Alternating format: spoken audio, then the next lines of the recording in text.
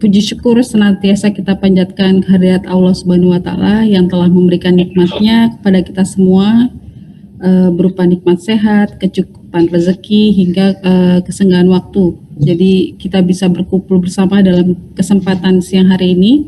Selain untuk bersilaturahmi juga kita akan mendengarkan tausiah dan semoga kita juga bisa menambah ilmu. Tak lupa sholawat berserta salam kita sampaikan kepada Nabi kita Muhammad Sallallahu Alaihi Wasallam yang telah memimpin umat Islam dan merupakan agama yang diridhoi oleh Allah Subhanahu Wa Taala. Kami ucapkan terima kasih kepada Ibu Dr. Aisyah Dahlan selaku pembicara pada tausiah kali ini, kemudian juga Ketua DKM Masjid Bahrul Ulum BRSDM KP dan para hadirin semua yang sudah menyempatkan hadir. Jadi sebelum kita memasuki acara kajian di siang hari ini, mohon para hadirin bisa memute-kan suaranya, jadi kita lebih khusyuk, bisa lebih tazim mendengarkan tausiah dari Ibu Dr. Aisyah Dahlan siang ini. Sebelum kita masuk ke acara ini, marilah kita bersama-sama membaca Bismillah, dilanjutkan dengan membaca surat Al-Fatihah. Dengan bacaan Ummul Quran ini semoga menambah keberkahan acara kajian. Al-Fatihah.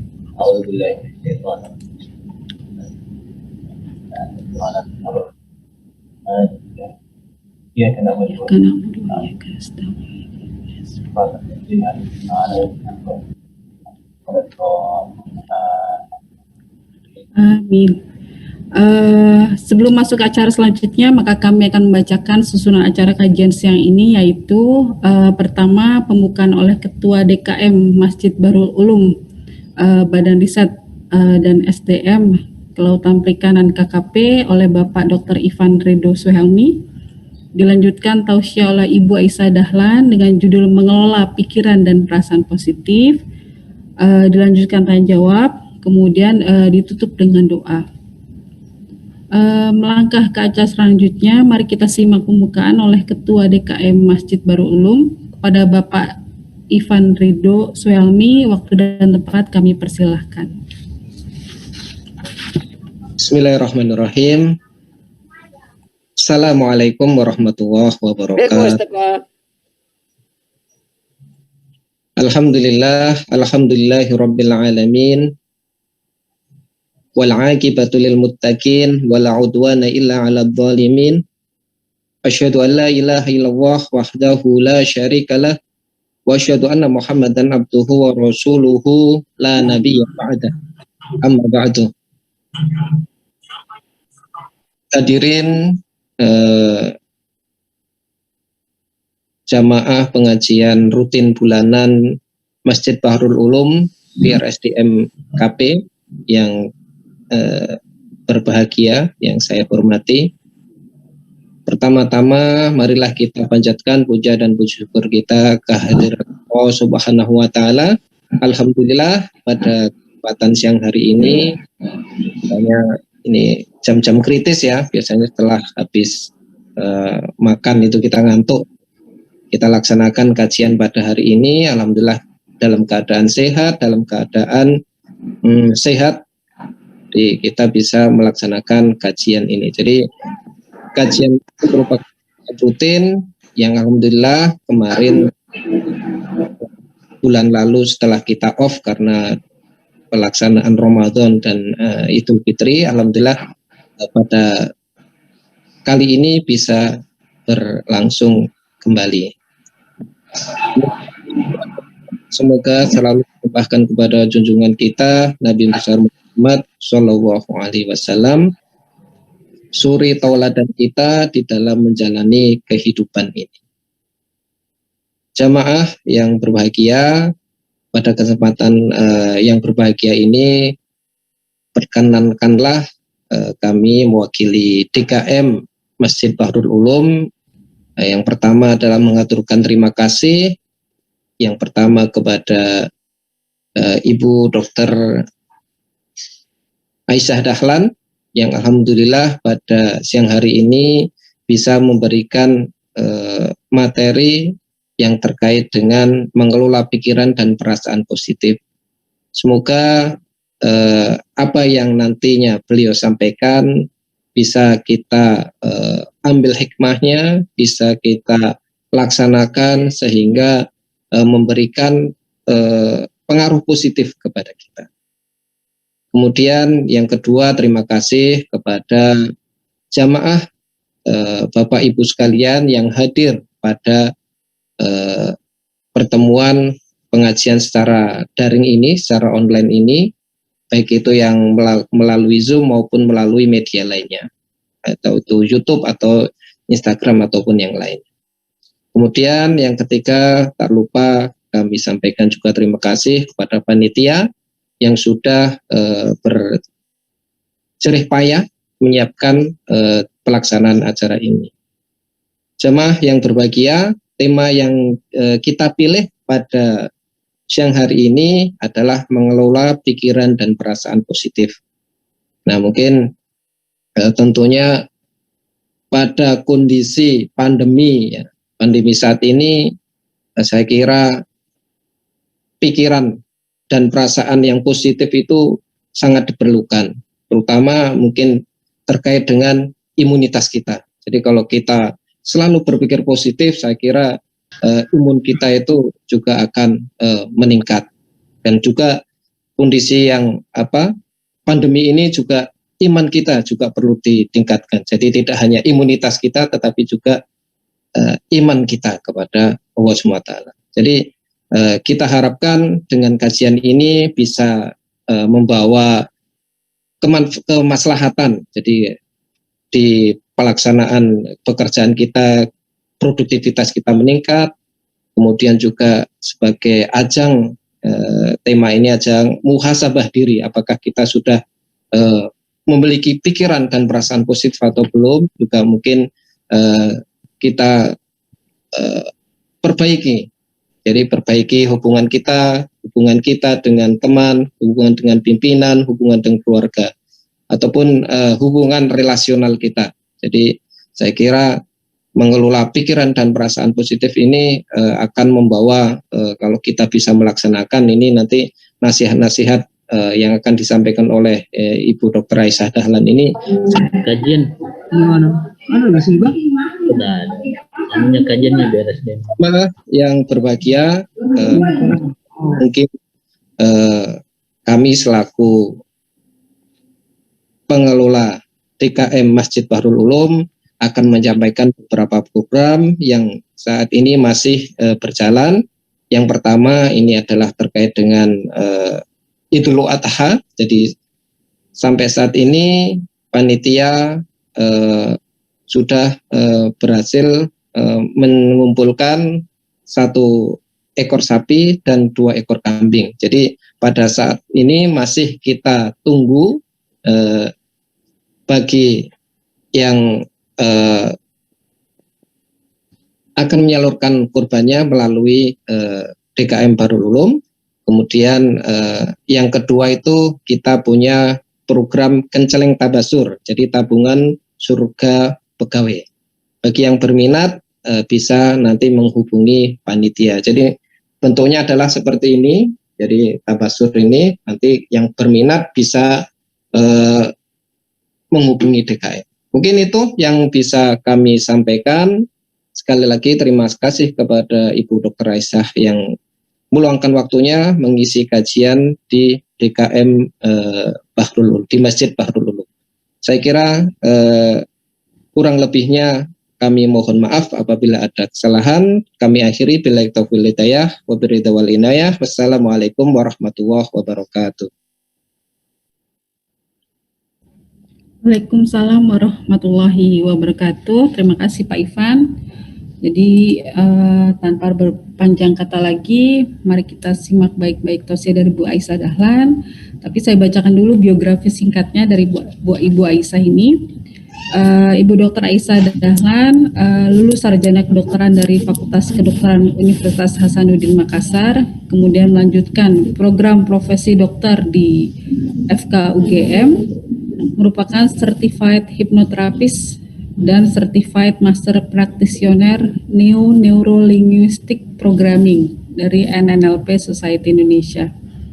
Saat ini beliau bekerja sebagai Ketua Yayasan Sahabat Rekan Sebaya dari tahun 98, kemudian Ketua Asosiasi Rehabilitasi Narkoba Indonesia atau AIRI dari tahun 2015 sampai sekarang, dan penasihat unit narkoba RS Bayangkara Lemdikpol Jakarta dari 2016 sampai sekarang. Banyak penghargaan yang sudah diraih oleh Bu Aisyah yang sangat inspiratif. Jadi tahun 2009 mendapat penghargaan dari Presiden Republik Indonesia sebagai warga utama dalam bidang terapi dan rehabilitasi narkoba. Kemudian tahun 2018 mendapat penghargaan sebagai perempuan inspiratif di Indonesia dari organisasi Aksi Solidaritas Era Kabinet Kerja atau OASE, dan tahun kemarin mendapat penghargaan sebagai Parenting dan Health Daiyah dari Media Muslim Choice Award. Jadi benar-benar sangat inspiratif. Semoga kita semua bisa mendapatkan ilmu dari beliau. Baik, Ibu Aisyah Dahlan, waktu dan tempat kami persilahkan. Baik, terima kasih Bu Niken. 1, 2, terdengar suara saya Bu? Dengar Ibu. Jelas Bu. Alhamdulillah. Ya. Bismillahirrahmanirrahim. Assalamualaikum warahmatullahi wabarakatuh. Alhamdulillahirrabbilalamin. Wassalatu wassalamu ala asyrafil anbiya'i wa mursalin wa ala alihi wa sahbihi ajmain, amma ba'du. Insyaallah, alhamdulillahirrabbilalamin. Ini kami diundang oleh BKM Bahrul Ulum BRSDM Ancol, Masya Allah. Kepada yang kami hormati Bapak Dr. Ivan Ridho Suhelmi, terima kasih Pak undangannya, matur suwun sambutannya juga, Masya Allah. Dan para Bapak Ibu jamaah DKM Bahrul Ulum BRSDM Ancol, terima kasih. Dan saya terima kasih juga didampingi oleh Ibu Dr. Niken Finansia Gusmawati. Terima kasih Bu. Terima kasih juga yang langsung menghubungi kami, alhamdulillah. Dan hari ini kami diamanahkan untuk membahas mengelola pikiran dan perasaan positif. Ya, saya yakin Bapak Ibu tentunya sudah melakukan ini gitu. Hari ini adalah hari untuk kita refreshing saja, berbagi sama-sama. Dan izinkan kami untuk membahasnya dari sisi otak dan tubuh manusia. Ya, baik. Dan untuk memudahkan berbagi hari ini, saya izin Bu Niken untuk share screen terlebih dahulu ya. Silakan Bu. Baik, mudah-mudahan sudah terlihat ya. Ya, baik. Jadi mengelola pikiran dan perasaan positif ya. Tadi betul Pak Ivan sudah menyampaikan bahwa di kondisi seperti ini kita perlu senantiasa saling mengingatkan, saling menasihati, ya, saling sharing betapa pentingnya kita mengelola kondisi-kondisi yang saat ini kita gampang sekali masuk di pikiran negatif, perasaan negatif. Ya, walaupun itu juga suatu anugerah ya, pikiran dan perasaan negatif. Hanya bagaimana untuk kita mengelolanya, saya yakin juga Bapak Ibu sudah lakukan. Hari ini kita hanya ya sama-sama merefresh ulang saja. Ya, baik. Sebelumnya mari kita lihat arti pikiran ya dalam Kamus Besar Bahasa Indonesia. Ya, rupanya arti pikiran di dalam KBBI itu akal budi, ingatan, atau juga diartikan angan-angan. Ya. Diartikan juga kata dalam benak. Jadi dalam benak itu ya, di benak ini nanti mengarahnya, merujuknya ke dalam otak ya. Juga diartikan pendapat, pikiran itu bisa juga diartikan pertimbangan, atau juga malah mengartikannya mengira. Saya pikir kamu nggak datang kan gitu ya, kurang lebih seperti itu. Ini arti pikiran dalam KBBI. Kemudian arti perasaan juga dalam KBBI itu ya, satu hasil atau perbuatan merasa dengan panca indera. Jadi ini ada kaitannya nih panca indera dengan perasaan ya. Kemudian rasa atau keadaan batin sewaktu menghadapi sesuatu. Jadi kalau udah ngomong batin itu berarti di dalam diri manusia ya. Kemudian kesanggupan untuk merasa atau merasai ya. Dan pertimbangan batin atau kolbu atas sesuatu ya, atau juga perasaan ini bisa diartikan pendapat, sama tadi dengan pikiran ya. Nah, mari kita lihat juga bagaimana sebetulnya tinjauan arti pikiran dan perasaan ditinjau dari ilmu otak atau ilmu neuroscience ya.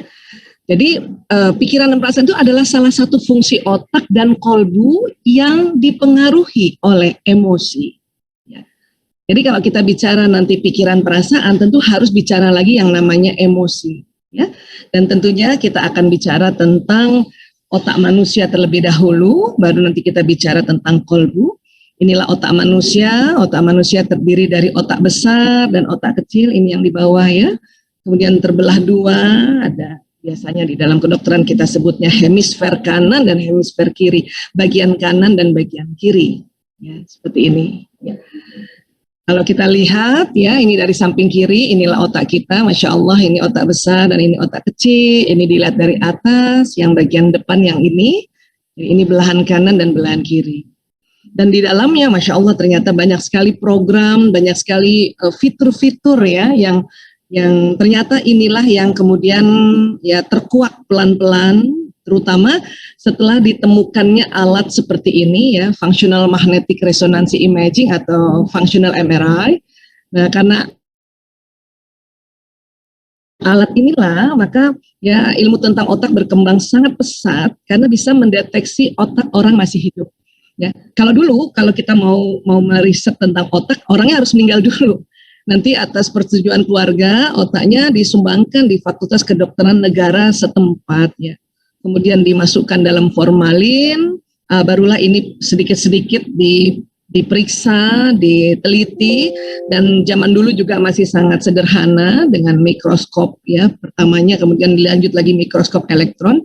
Tetapi sekarang karena ada functional MRI tadi, salah satu alat adalah functional MRI tadi, maka dengan mudahnya sekarang melihat program-program apa sih, fitur-fitur apa sih yang ada di otak manusia. Ya, nah inilah, dan salah satunya itu adalah bahwa di otak manusia ada sebuah susunan struktur otak ini, dilihat dari sini ya, yang disebut limbic system atau sistem limbik. Dan diketahui dari limbic system inilah salah satu fungsi utamanya adalah mengatur emosi. Jadi kalau lebih mudahnya kita kalau ditanya di mana sih letak emosi, ternyata di tengah otak atau intinya otak. Semua manusia punya otak emosi, bahkan hewan golongan mamalia juga punya otak emosi. Ya, makanya ini sering disebut otak mamalia, mammalia's brain. Ya. Nah, inilah yang ya kalau kita baca Quran ya, beberapa ayat Allah mengingatkan kita untuk hati-hati karena kita bisa jatuh derajat kita lebih rendah dari ya binatang atau dari hewan ternak. Karena rupanya memang di otak kita ini ada otak mamalia ya. Nah, ini kalau kita lihat kurang lebih 3 dimensinya persis di tengah otak. Bahkan ahli-ahli neuroscience mengatakan intinya otak adalah otak emosi atau limbic system. Inilah yang perlu kita kelola ya. Karena nanti dia akan mempengaruhi pikiran dan perasaan. Ya. Jadi ini yang perlu kita kelola dan tentu kalau ingin mengelolanya tentu harus kita kenali ya. Paling tidak kenali di mana letaknya dan kurang lebih bagaimana secara populer dia bekerja limbic system ini. Ya. Baik. Jadi kalau kita lihat dari samping kiri, rupanya inilah dia limbic system otak mamalia. Ya, dia betul-betul di tengah otak dan cukup besar sebetulnya ya, dia punya volume ya. Dan kemudian manusia bukan hanya punya otak limbic system tapi juga punya batang otak ya. Nah, ini juga terkenal dengan istilahnya otak reptilian brain. Jadi artinya otak binatangnya manusia banyak ya, otak mamalia dan otak reptiliannya gitu. Mamalia juga punya gitu. Kalau reptil hanya punya reptil, dia tidak punya di atas dan ini ya. Kalau mamalia, punya reptil juga. Cuman nanti yang membedakan mamalia dengan manusia adalah otak yang kita sebut neokorteks ini. Ya. Kenapa? Karena manusia lebih tebal neokorteksnya dibanding hewan mamalia. Ya. Nah, yang paling depan ini prefrontal cortex, inilah yang disinyalir bahwa disinilah tempat ilmu, tempat pengetahuan atau nasihat-nasihat yang kita dapati dari sejak kecil oleh orang tua, ayah, ibu, ya kakek, nenek, bapak, ibu, guru, itu nanti tersimpannya di sini. Pelajaran-pelajaran yang kita pelajari, baik kita belajar mandiri kah, atau belajar di satu tempat, belajar oleh para guru, ditangkap oleh indera tadi, ya, kemudian nanti jalan dari batang otak ke mamalia baru tersimpannya di prefrontal cortex. Jadi kalau dibilang otak intelektual ini yang persis di belakang dahi kita ini. Dan program-program lainnya ini tentu banyak ya, termasuk ada program watak atau personality, atau program multiple intelligence yang kita kenal dengan istilah bakat ya. Nah, ini ada di sekitar sini. Yang menjadi perhatian pada kita ini adalah ternyata batang otak dan otak mamalia ini apabila mereka dalam kondisi tegang, maka ya ilmu kita atau pengetahuan-pengetahuan kita yang ada di prefrontal cortex ini ya akan terblokir sementara. Makanya walaupun ada orang yang banyak belajar juga, rajin ke taklim juga, tapi kalau lagi tegang itu ya beberapa saat itu lupa itu. Lupa ilmunya, lupa. Ya. Kenapa? Karena ada batang otak yang duluan menempel pada tulang belakang atau sumsum tulang ini. Karena jalannya perintah itu sebetulnya mana yang paling dekat dengan sumsum tulang ini, inilah yang nanti memberikan perintah cepat. Sementara otak ilmu di depan. Ya.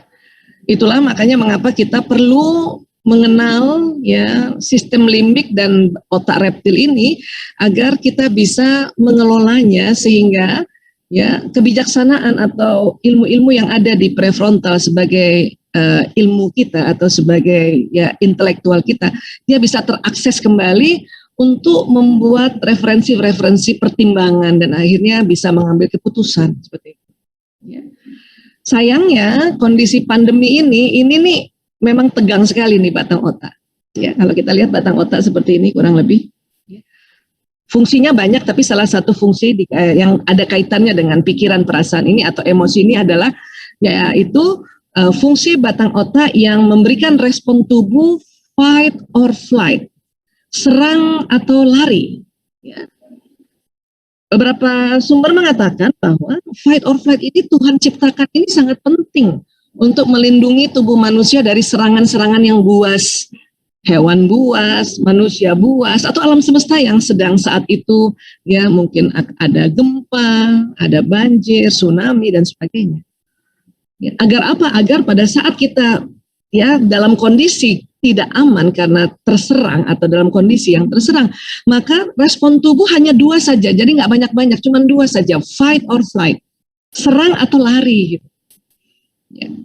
Kita di luar rumah sedang ya tiba-tiba ada copet kah, itu cuma dua tuh tubuh, jangan inget yang lain-lain, karena kalau inget yang lain-lain lama nanti mengambil reaksi, serang tuh copet atau kabur aja sekalian gitu. Atau kita diserang anjing atau dikejar anjing, ya sudah, push, nah itu fight gitu ya. Atau kita lari tunggang langgang, ya itu flight ya. Itu. Nah, sekarang sedang pandemi ini 1 tahun lebih ya tanpa kita sadari batang otak kita ini tegang walaupun di dalam rumah. Karena virus COVID ini dia bukan hanya di luar rumah, dia bisa masuk tanpa kita ketahui, tentu memang dibawa oleh orang-orang dekat kita yang juga terpapar di luar sana. Makanya tegang gitu. Nah kita karena tegang ini kadang tanpa terasa kita nih ya seorang ibu terutama ya kita fight sama anak-anak, fight sama pasangan hidup atau kebalikannya yang bapak juga begitu, anak juga begitu saking tegangnya. Ya, bosan itu juga manifestasi dari tegangnya si otak reptil ini. Ya, nah. Baik, kemudian ya ini ada alat ya elektroensefalogram ya untuk mengukur gelombang otak, ini salah satu juga alat yang dipakai oleh ilmuwan itu untuk nanti mendeteksi tentang emosi ya. Jadi kalau batang otak itu dua responnya fight or flight, tapi kalau otak emosi ini dia lebih variatif ya. Beberapa ilmuwan termasuk Profesor David Hawkins, ya Daniel Coleman dan sebagainya ya itu memetakan level emosi. Mereka melihat kok emosi bisa kayak tangga ya. Kenapa? Karena masing-masing jenis ada frekuensinya. Salah satunya diperiksa atau diteliti pakai EEG tadi. Ya, nah ini ada frekuensinya. Makin ke bawah ya, itu makin rendah. Ya. Makin ke atas ini rupanya yang makin positif gitu. Di bawah 200 Hz itu sudah dikategorikan energi yang negatif. Ya. Kalau kita gabungkan dengan ilmu nafs itu makanya didapatilah ada yang populer 3 ya, walaupun nanti pecahannya ada nih nafsu ini. Ada lawama, amarah, dan mutmainnah. Ya. Saya mencoba untuk menganalisa dan kemudian menggabungkan, ya, walau alam bisawab, senantiasa mohon petunjuk Allah. Ya, ternyata ya seperti ini kurang lebih. Walaupun nanti kalau teman-teman searching tentang level emosi akan ada macam-macam, itu ada yang dibuatnya berdiri ke atas, ya, kemudian dipecah-pecah lagi lebih banyak, ya.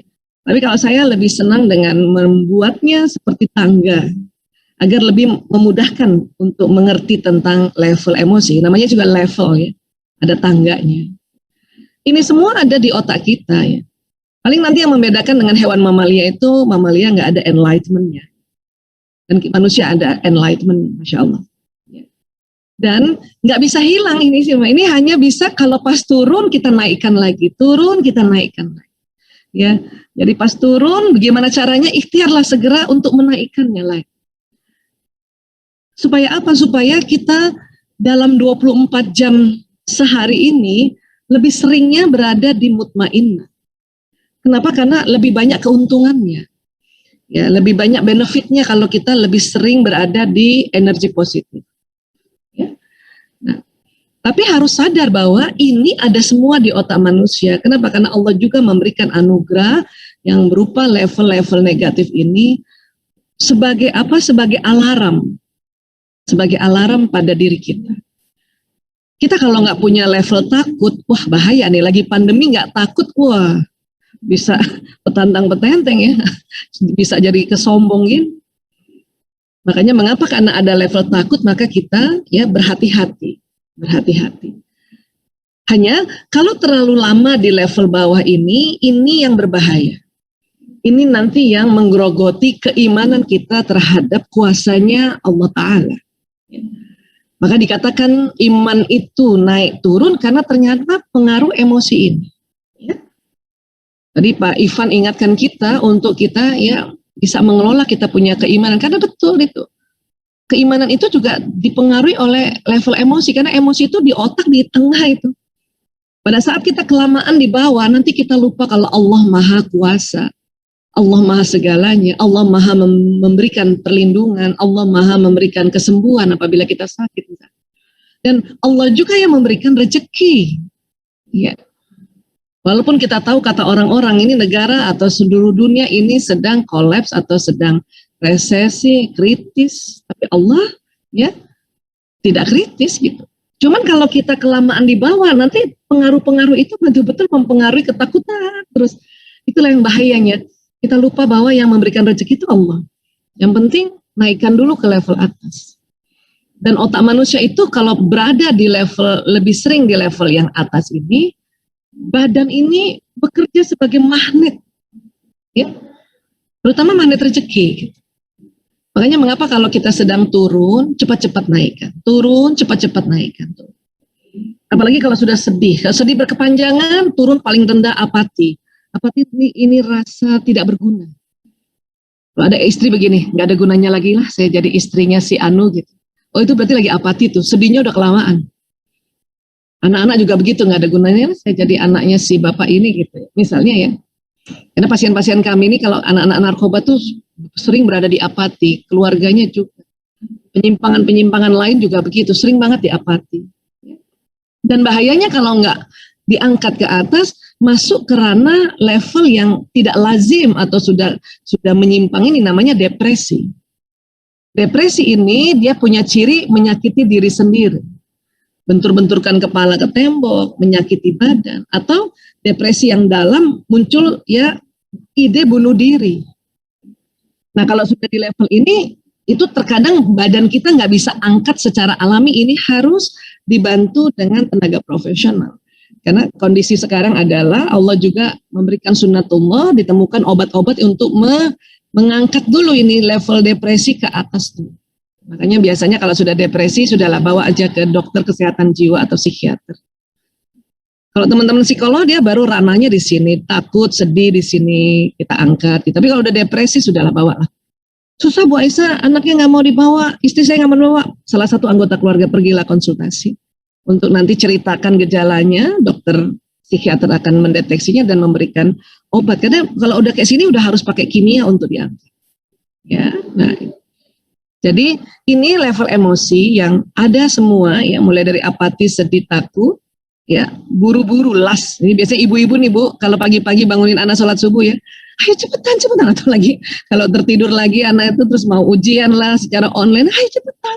Nah, ini kita di sini nih, antara takut sama marah Bu. Ya. Saya sih merasanya semangat, beda. Semangat itu di atas. Semangat itu pasti bisa sambil senyum. Bangunin anak bisa sambil senyum berarti itu semangat. Tapi kalau pakai ada takut sama marah berarti masih di sini. Ini masih negatif ini. Maka respon si anak juga masih negatif. Ya. Kemudian di atasnya marah, ya, anger, di sinilah kesel, jengkel, dendam, ya, masuk di sini. Nah, satu lagi masih ada level yang ya jembatan untuk memasuki energi positif. Tapi ini paling susah ditembus juga, ini adalah kesombongan, pride, ya, ria dan sebagainya di sini. Ya. Dan ini ada semua di kita. Mau nggak mau kita harus tahu dulu gitu. Sudah tahu, kenal, baru bisa mengelolanya. Kalau saya ditanya banyak orang, bagaimana caranya mengelola Bu Aisyah? Saya bilang saya harus kenal dulu si otak emosi itu. Saya sudah tahu tempatnya dan salah satu kerja yang paling cepat bisa saya pahami adalah dia punya level. Dan level ini kadang turun, ya, maka naikkan lagi, turun, naikkan lagi, turun, naikkan lagi. Seperti itu, ya. Kemudian di dalam nafsu mutmainnah, disinilah courageous, kurang lebih 200 Hz. Kemudian di atasnya acceptance, ya, termasuk bersyukur di sini, menerima. Damai, dan tentu satu ini yang lebih keren banget namanya enlightenment, pencerahan di antara 700 sampai 1000 Hz. Ya, nanti kita lihat bagaimana untuk bisa mencapai ke sini. Ya.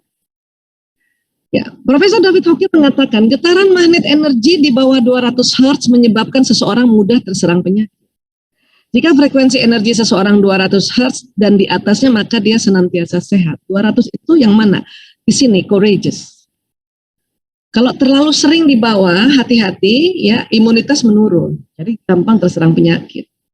Ditambah lagi kurang tidur, kurang minum, kurang makan, kurang gerak. Itu ada 4 serangka itu. Ya, kurang makan, kurang minum, kurang tidur, kurang gerak. Kemudian sedih aja terus, marah aja terus, lebih seringnya. Maka hati-hati, imunitas menurun di sini. Ya. Nah, jika frekuensi energi seseorang 200 Hz dan di atasnya, ya, maka dia senantiasa sehat. Dan tentu kan kalau cukup tidur, cukup makan, cukup minum, cukup gerak kan itu juga membuat frekuensi kita tuh juga selalu di 200 Hz. Nah, ya. Dan Hawking mengatakan di dunia ini dia telah melihat orang yang mempunyai frekuensi positif 700 Hz sampai 1000 Hz, maka kekebalan tubuh dan vitalitasnya sangat tinggi. Yang mana itu? Oh, ini dia nih 700 sampai 1000 ini di pencerahan. Ya. Tadi Pak Ivan juga sampaikan, kita harus kelola ini agar kita imunitas naik dan produktivitas naik. Betul banget. Vitalitas tinggi kan produktivitas juga tinggi. Ini kan lagi dibutuhkan ini. Dan salah satu supaya ada di pencerahan memang kita harus ya membatasi mobilitas yang ya yang sebelum pandemi kan kita lari sana, lari sini, acara sana, acara itu, hati-hati itu bisa membuat seseorang itu capek, ya tidak kenal waktu, maka lebih sering berada di sini. Sekarang disuruh banyak istirahat paling tidak atau di rumah atau paling tidak di satu tempat yang kita jangan terlalu pecicilan ke sana ke sini gitu. Karena itu buang energi. Ya, nah, agar kita berada di sini. Ya, walaupun ini sebetulnya ya riset ini jauh sebelum pandemi gitu. Tapi itu tadi untuk kita tahu diri kita, oh kita harus sering ke sini. Bagaimana caranya ke pencerahan? Saya yakin Bapak Ibu juga sudah lakukan ini. Pada saat kita ibadah, terutama ibadah khusus, ya, kita akan ada di pencerahan. Kita lagi sedih, kemudian kita pergi wudhu, sholat. Tanpa terasa rakaat demi rakaat yang dilakukan dengan tumak nina itu naikkan level. Apalagi yang tentu sholatnya ya dia bukan cuma ambil fardu saja karena ada waktu di rumah misalnya gitu ya, atau ada waktu di satu tempat nggak sering bolak-balik pergi-pergi ya. Untuk zuhur tadi ambil qobliyahnya 2 rakaat, ba'diyahnya itu kan jadinya 6 rakaat tanpa terasa naik ke atas. Mungkin sampai di courageous, jadi semangat habis sholat karena ada gerakan-gerakan yang membuat magnet tubuh manusia itu berputar kembali, ya, polarisasinya terputar kembali. Habis itu duduk tenang-tenang dulu, akhirnya acceptance, kita berzikir, tenang, damai, baca Quran, akhirnya sampai ke pencerahan. Ya. Dan tentu pencerahan ini juga bisa didapati dengan ya ibadah yang lain, sedang saum kan. Ya, sedekah. Kadang banyak orang sedekah kesel kan, dimintain uang sama keluarganya kesel. Tapi luar biasanya sedekah waktu kita kasih karena bermanfaat untuk orang lain mendoakan kita tanpa terasa kita dinaikkan ke atas. Minimal sampai disemangat lah. Tapi orang yang sedekah dalam level awalnya semangat karena tahu bahwa sedekah ini Allah lihat. Ya, karena Allah maha melihat dan Allah maha membalas. Startnya dari semangat. Kasih. Orang yang kita kasih, ya terasa manfaatnya. Mereka gembira banget, ya doakan kita. Kita terbawa sampai ke enlightenment, pencerahan. Ya. Pencerahan ini juga bisa didapati dari kita membaca buku, mendengarkan nasihat, antar teman, antar keluarga, pimpinan, memberikan nasihat, masuk di sini kita. Ya. Dan sekarang asik banget kita untuk mendapatkan nasihat-nasihat, tinggal pilih saja siapa yang mau kita dengarkan. Saat ini guru-guru kita tinggal searching lah di YouTube kan, ya, dan di media sosial yang lain. Ini jadi sebenarnya memudahkan. Di rumah itu membuat kita diharapkan sering ada, paling tidak ini di courageous. Sehingga suatu ketika tubuh kita sudah mulai terbiasa atau mengenali si COVID-19 ini, maka ya insya Allah akan menjadi satu kondisi yang sebagaimana suatu influenza dulu, virus influenza kan juga mematikan dulu. Tapi puluhan tahun baru terjadi adaptasi yang luar biasa. Ya, tapi disuruh tenang-tenang ini untuk naikkan level emosi. Ya. Nah. Jadi ini kan bermainnya di sini. Nah, pada saat yang bahaya itu kalau kita sedang turun ini, nah ini kan tegang nih. Otak reptil juga tegang. Nah, ini ilmu-ilmu yang di neokortex atau di prefrontal itu terblokir sementara. Makanya dalam kondisi-kondisi tertentu ya, pada saat kita ibadah kan dia naik ke atas. Habis selesai ibadah baru ingat lagi, oh iya ya, kenapa kita takut ya? Kan Allah Maha segalanya, kan kayak gitu ya. Nah sekarang pertanyaan, kalau dalam kondisi tidak melakukan ibadah, misalnya belum waktu sholat ya, atau sedang tidak saum kah, atau sedang tidak sedekah kah, atau sedang tidak mendapatkan nasihat, bagaimana untuk naikkan ke atas? Cara paling umum adalah tarik nafas. Boleh lepaskan di mulut, boleh lepaskan di hidung. Ini cara paling umum, dan kadang-kadang badan kita otomatis melakukan tarik nafas. Makanya ada orang menghela nafas, lagi kesel sama orang, lagi ngantri panjang, ada yang nyelang, gitu ya. Nah itu akan tarik oksigen itu. Dengan mekanisme yang cepat, pertukaran oksigen karbon dioksida di paru-paru, kemudian dibawa ke jantung, jantung memompa darah, ya darah yang membawa oksigen yang lebih banyak dibanding sebelumnya tadi, kena batang otak, kena limbik sistem yang tadinya tegang, dia rileks lagi, baru pikiran kita terakses pikiran yang positif. Berapa kali Bu Aisyah tarik nafasnya? Tergantung keselnya sama siapa pun. Ya, buat ibu-ibu nih ya. Saya kalau ngadapin anak ya, Bu Niken 3 kali tarik nafas langsung udah tenang Bu. Tapi kalau kesel sama suami 9 kali, 3 kali lebih lama tarik nafasnya. Dan ini harus kita sadari, karena suami ini orang yang sangat dekat dengan istri, dan istri senantiasa menaruh banyak harapan. Tapi karena berbeda kita antara suami istri, cara berpikir berbeda, cara senyum aja beda, cara ngomong beda, maka ya kadang-kadang harapan-harapan itu kayaknya tidak terpenuhi. Makanya dari tarik nafasnya lebih banyak. Kenapa? Supaya mengakses pikiran positifnya ini lebih cepat. Gitu. Kalau anak kita lebih banyak malunya, dari rahimku kan gitu kan. Jadi 3 kali tarik nafas sudah terakses kita. Oh iya ya, kasihan ya anak-anak juga bosen di rumah, ngapain aku marah-marahin kan gitu ya. Jadi kalau suami bisa banyak kali, tarik nafas buang, tarik nafas buang. Bahkan teknik-teknik dalam hipnoterapi itu ada ditemukan waktu buangnya itu bayangkan kekesalannya itu keluar, energi kekesalan. Karena kalau programnya itu nggak bakal hilang, dia ada di otak sini, cuman energinya lepas. Supaya move on tadi, naik ke atas, naik tangga, ya istilahnya move on. Baru kita ingat lagi, oh iya ya, suamiku kan laki-laki banget, ngomongnya cuma sedikit, pantesan kalau saya WA panjang lebar, cuma dijawab oka, gitu. Saya dulu marah Bu Niken sebelum tahu ilmu bahwa laki-laki ngomongnya sedikit. Kan baru ditemukan kan di Institute of Psychiatry London itu tahun 99, ya, bahwa otak bicaranya laki-laki cuma di otak sebelah kiri, otak bicaranya perempuan kiri kanan. Jadi laki-laki ngomongnya cuma sedikit, antara 5.000 sampai 9.000, perempuan 16.000 sampai 24.000.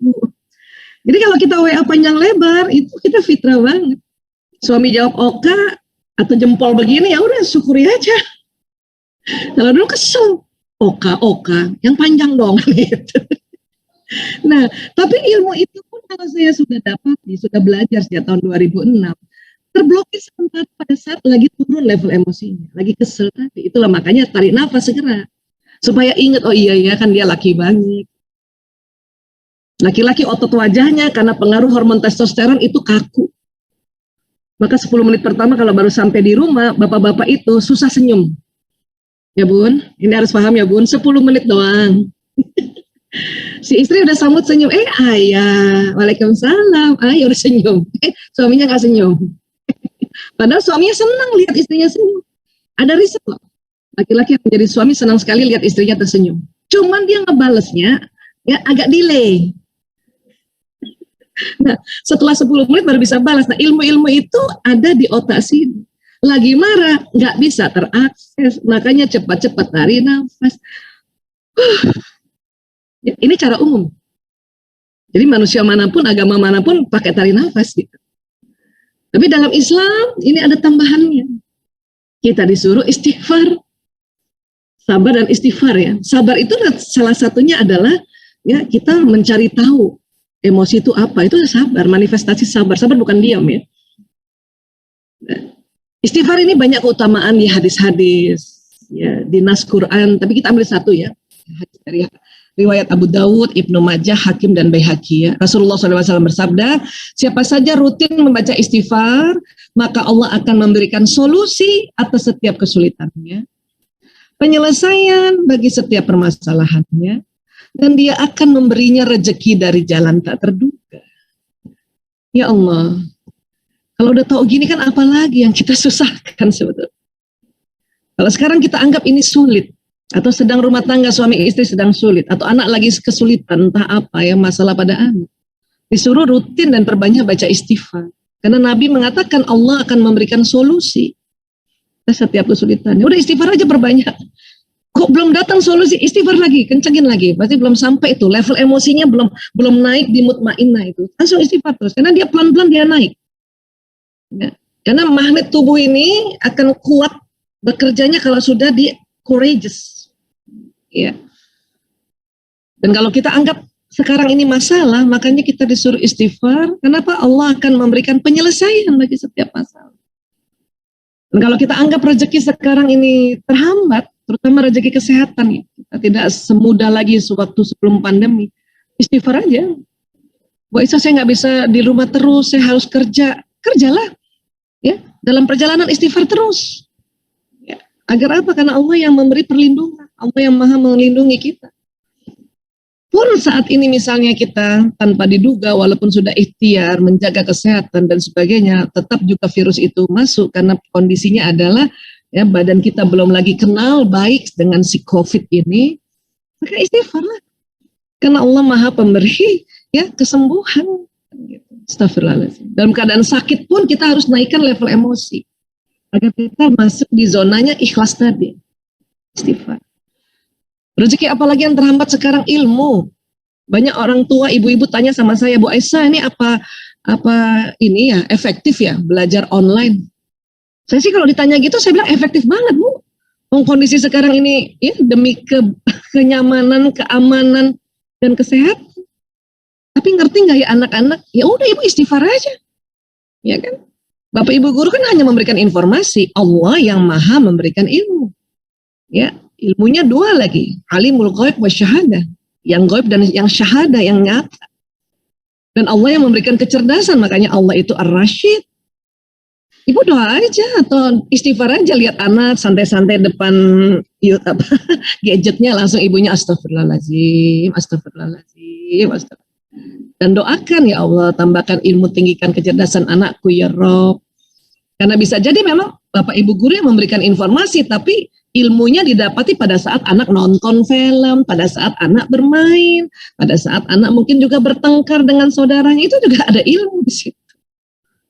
termasuk rezeki. Ya, buka dompet uang tinggal selembar-lembarnya 5.000. Untung kita udah biasa ya Bun Ikan ya, buka dompet uang selembar. Astagfirullahaladzim.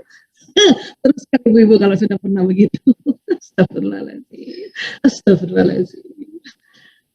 Kalau lagi nggak punya uang, pantang mikir pinjem uang siapa atau minta sama siapa. Istighfar aja dulu. Astagfirullahaladzim. Udah berkali-kali istighfar, kita langsung masuk doanya, ya Allah lapangkan rezekiku ya Allah. Datangkan teman-temannya ini uang selembar ya Allah, kasihan dia sendiri ya Allah. Kita bisa doa seperti itu. Karena memang begitu digantikan. Ya, dia akan memberinya rezeki dari jalan tak terduga. Gak terduga-terduga ada yang kirimin kue, gak terduga-terduga ada yang kirimin nasi, ada yang kirimin beras. Ya Allah ya Rabb. Gak terduga ada yang kirimin orderan kerjaan, gak terduga. Jadi rupanya mudah saja. Gitu. Akan bertambah mudah lagi setelah tadi kita juga sedikit tahu bahwa level emosi itu naik turun. Oke, sedang turun, ayo naikkan cepat. Ya, tarik nafas, istighfar. Ya, dan kalimat-kalimat thayyibah lainnya yang kita diajarkan, misalnya istirja, ya innalillahi wa inna ilaihi raji'un. Karena mekanisme istighfar, istirja, tahlil dan sebagainya itu, ya kalau baru tinjauan dari satu sisi saja ya, dari jutaan sisi ya, yaitu ternyata ya kalimat istighfar, istirja, tahlil itu banyak mengeluarkan karbon dioksida karena ada huruf-huruf jar di situ yang apabila disebutkan karbon dioksida keluar. Astagfirullahaladzim. Coba Bapak Ibu istighfar deh. Terus nanti habis istighfar rasakan hidung tarik oksigen secara otomatis. Ya. Astagfirullahaladzim.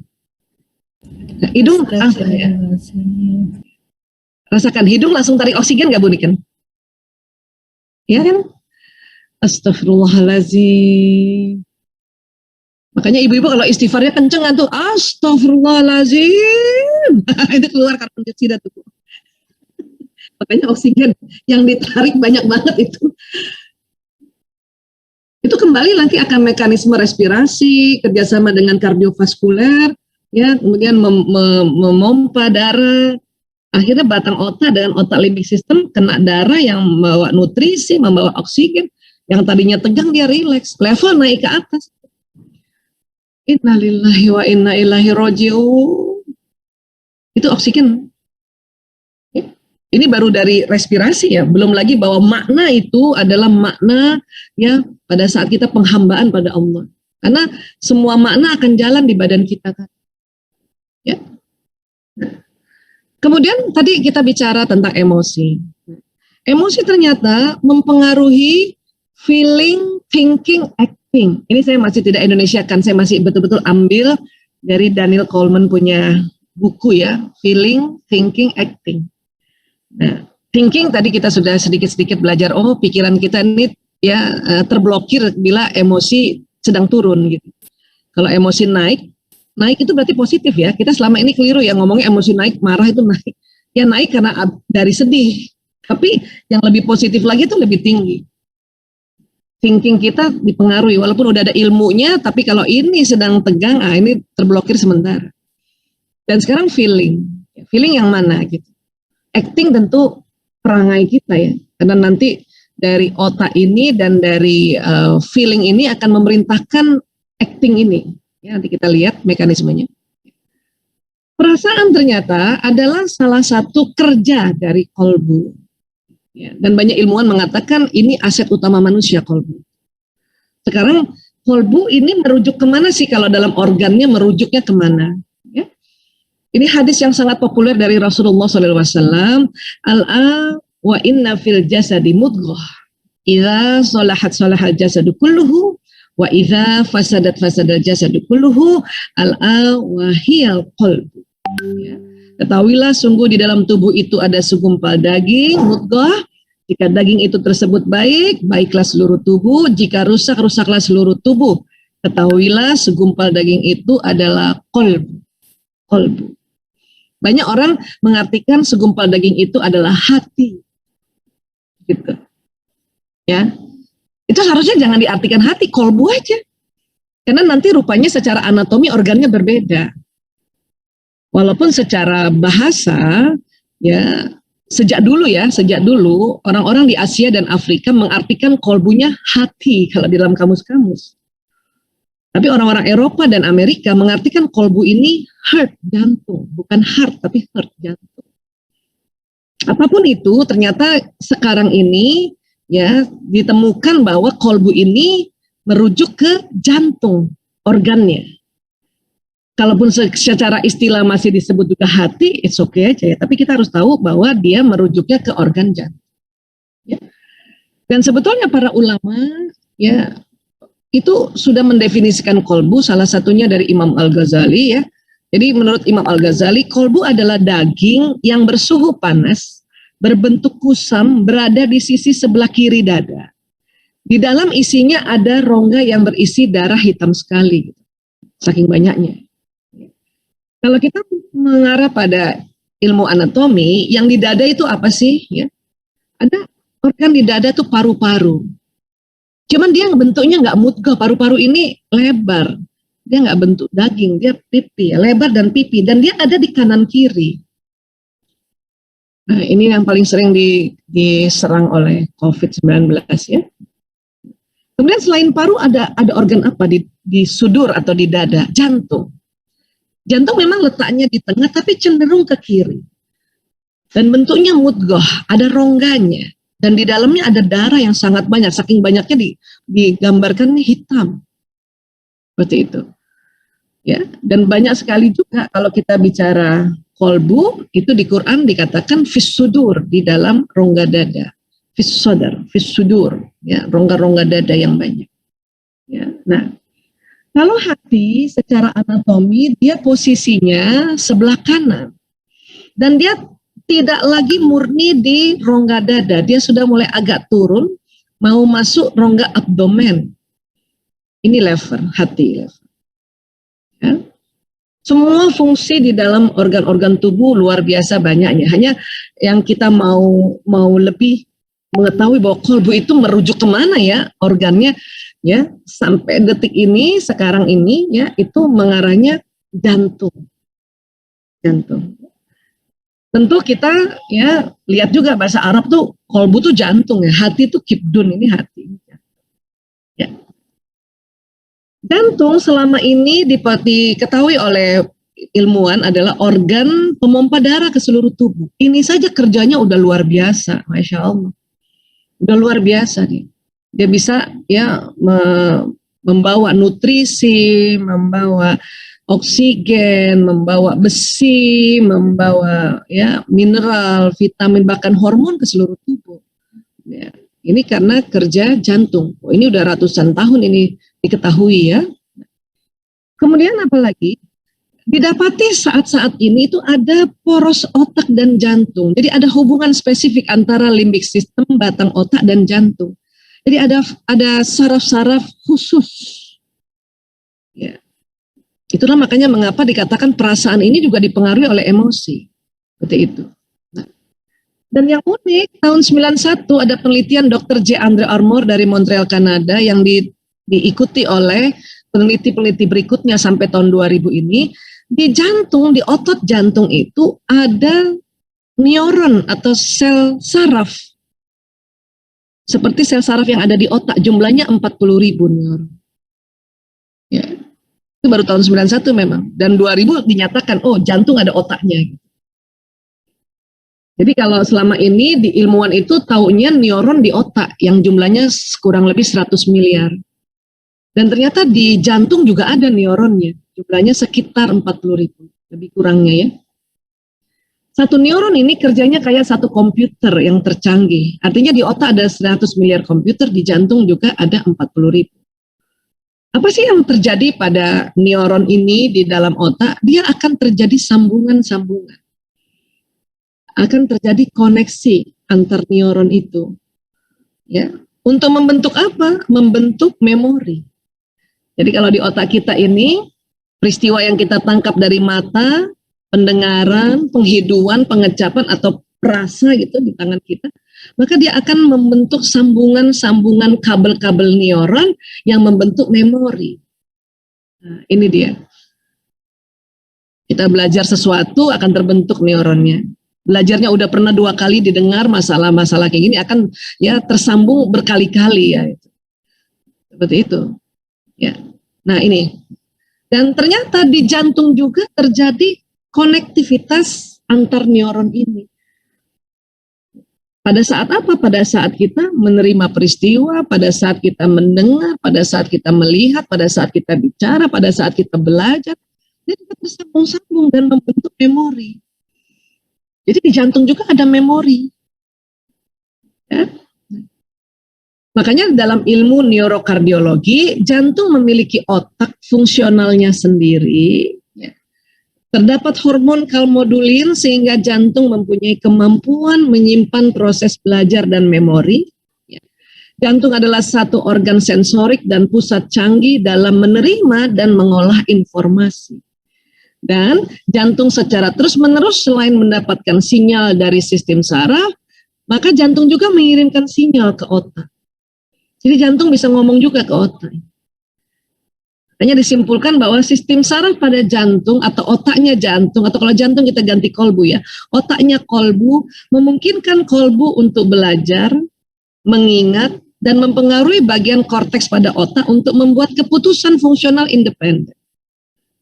Otak neuronnya lebih banyak 100 miliar karena ada fungsi ya menganalisa, menimbang-nimbang, fungsi sintesa juga di otak. Nah, pada saat pertimbangan-pertimbangan itu, ini jantung mengirimkan pesan juga. Karena kadang-kadang dalam pertimbangan kita ini ya terlalu banyak ya referensinya dan kadang-kadang juga ada ya referensi ketamakan juga tadi ya. Karena si emosi kan turun itu ke sombong. Ya, mau bikin anggaran, otak kita nimbang-nimbang, kita naikkanlah margin keuntungannya. Itu kolbu akan ngomong, jangan gitu dong. Ya. Itu nggak pantas, apalagi lagi pandemi begini, kasihan orang. Ini jantung yang akan bicara, inilah disebut suara kolbu ya, suara nurani, karena dia bicara. Walau alam bisa jadi sudah ada peta-peta sambungan di jantung ini, ya suara ilahiyah kan sudah tersambung juga. Tinggal waktu kita kecil sampai besar ini, sering nggak kita ucapkan ulang itu nasihat-nasihat atau perintah-perintah dari Allah agar tersambung. Peta-peta jejas sambungan yang dari awal itu akan jadi kuat gitu. Itu pentingnya kita belajar, pentingnya kita senantiasa mengkaji, mengaji. Jadi kalau gitu cara memperbaiki berpikir dan berperasaan bagaimana? Karena sistem saraf ini akan membawa pesan dari mata, telinga, ucapan, penghidupan. Maka ya indera-indera ini berfungsi untuk memberikan pesan ke sistem saraf. Nanti dia ada kaitannya juga dengan mekanisme sirkulasi dan mekanisme jantung. Nah, sistem saraf ini ya yang akan membawa ya kebahagiaan pikiran. Jadi apa yang kita ucapkan dia jalan, apa yang kita lihat dia jalan, apa yang kita dengar dia jalan. Kenapa? Karena sistem saraf kerjanya kayak kabel listrik. Ini kan saraf nih. Kalau dikumpul, dibundel-bundel, persis kayak listrik ini. Jalan listrik, dan listrik ini membawa pesan. Dan sangat cepat. Apa yang ditangkap oleh indera itu, kecepatannya 240 km per jam. Dia terekam dulu di otak. Dimaknai lagi dengan si emosi tadi. Ya. Nah, nanti dari otak ke bawah, itu neuron motorik itu sebesar kecepatannya 320 km per jam.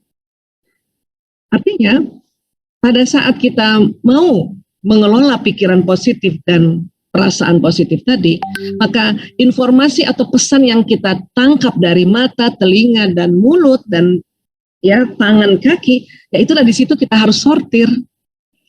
Kalau terlalu sering informasi yang kita tangkap yang membawa emosi terlalu sering turun ke bawah, maka ya emosi itu ya akan cepat turun ke bawah dan akhirnya membuat pikiran dan perasaan yang negatif. Bahayanya apa? Dia jalan di badan. Lama-lama memberi informasi pada sistem-sistem yang ada di tubuh dan akhirnya itu tadi ya, kita imunitas menurun. Dan yang bahaya lagi perangainya mengikuti apa yang kita tangkap dari mata, telinga, pengucapan yang negatif. Punten ya, kita marahin orang, bilangin orang maaf, bodoh. Itu lama-lama kita yang bodoh nanti. Kenapa? Omongan kita jalan nih. Namun untungnya ada waktu tunda yang Allah berikan, ya, dimana kalau kalimatnya positif, ya, informasinya positif, ditangkap oleh mata, telinga, penghiduan, mulut, dan perabaan dan sebagainya, langsung jalan di badan. Tapi kalau yang negatif, ada waktu tunda, diberi tunda gitu. Tadi kan saya makanya berani ngomong yang negatif, tapi satu kali aja saya beraninya. Kenapa? Rupanya sistem saraf ini tahu persis kalau yang positif-positif itu 200 Hz frekuensinya. Ya Allah, saya sehat walafiat. Ini langsung jalan di badan saya tuh. Apalagi saya ulang-ulang, sehat walafiat, jalan lagi. Ya Allah, sehat walafiat, jalan lagi. Ya Allah, saya bahagia hari ini, langsung jalan. Ya. Tapi kalau saya bilang, saya mengeluh. Aduh, sakit semua badan. Ini satu kali ya, dia belum jalan. Karena keluhan yang saya tadi itu, dia bernuansa energi yang cuma 75 Hz. Energi kesedihan, dia belum jalan. Tapi kalau saya ulang lagi, kalimat tadi saya ulang lagi berikut ini, kemudian saya ulang lagi, jadi misalnya 3 kali. Itu 75 Hz kali 3, maka udah di atas 200 Hz itu, dia jalan di badan.